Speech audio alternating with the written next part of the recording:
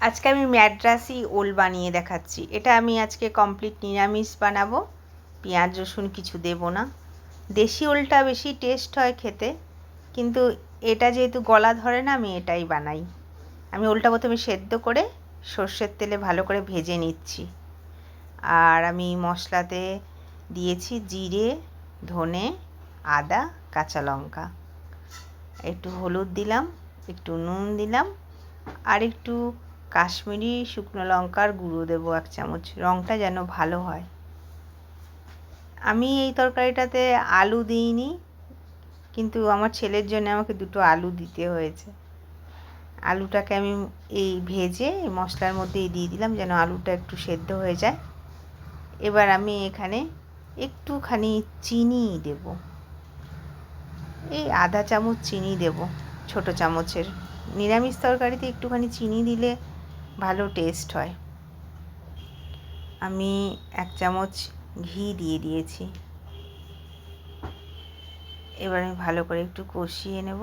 আলুটা আগে দিয়ে দিলাম যেন আলুটা ভালো করে সেদ্ধ হয়ে যায়। এবার ওলটা দিয়ে দেব।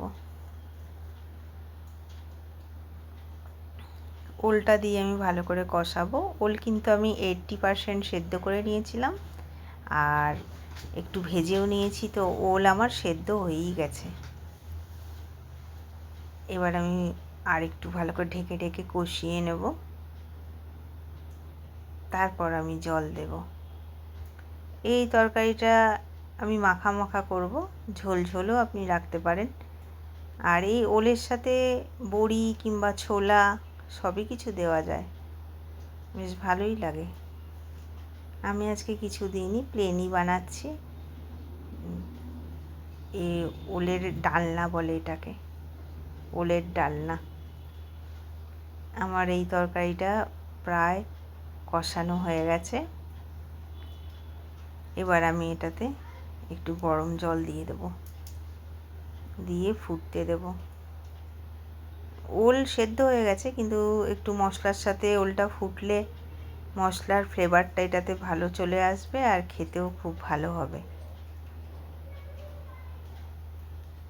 আমার এই আলুটা একটু সেদ্ধ হওয়া বাকি আছে। এবার আমি জল দিয়ে দেব। ওল সেদ্ধ হয়ে গেছে, ভালো করে কষানো হয়ে গেছে।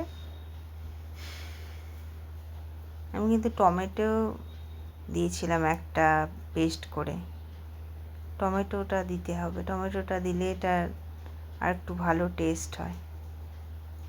তো তরকারিটা কষানো হয়ে গেছে, এবার আমি জল দিয়ে দিচ্ছি। খুব বেশি জল দেব না, 1.5 গ্লাস জল দিয়েছি আমি, হালকা উষ্ণ গরম জল।